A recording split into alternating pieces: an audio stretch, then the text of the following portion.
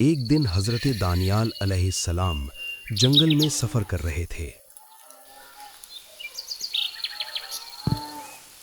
اچانک ان کی نظر ایک بڑی سی گنبد پر پڑی اور پھر ایک آواز آئی، اے دانیال ادھر آ۔ حضرت دانیال علیہ السلام گنبد کے پاس گئے۔ معلوم ہوا کہ یہ کسی مقبرہ کا گنبد ہے۔ جب وہ مقبرہ کے اندر گئے تو دیکھا ایک بہت ہی شاندار عمارت ہے اور عمارت کے بیچ میں ایک عالی شان تخت بچھا ہوا تھا۔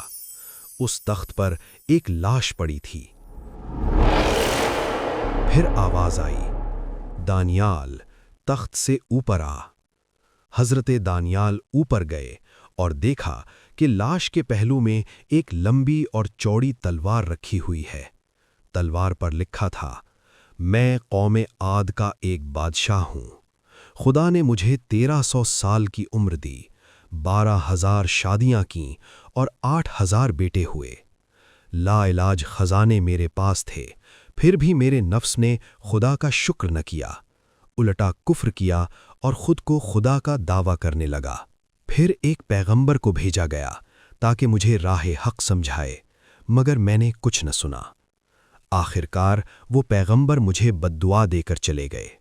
پھر خدا تعالیٰ نے مجھے اور میرے ملک پر قحط مسلط کر دی۔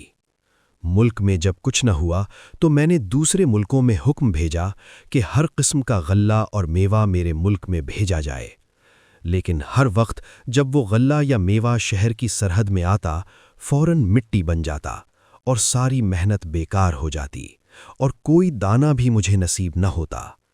اس طرح 7 دن گزر گئے، میرے قلعہ سے سارے اہلی، مولی، بیویاں، بچے سب بھاگ گئے۔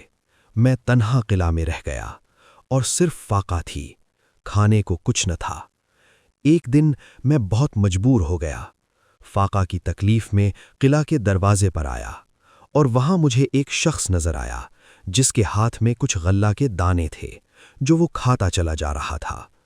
میں نے اس سے کہا، ایک بڑا برتن بھرا ہوا موتیوں کا مجھ سے لے لو اور یہ اناج کے دانے مجھے دے دو، مگر اس نے نہیں سنا اور جلدی سے دانے کھا کر میرے سامنے سے چلا گیا۔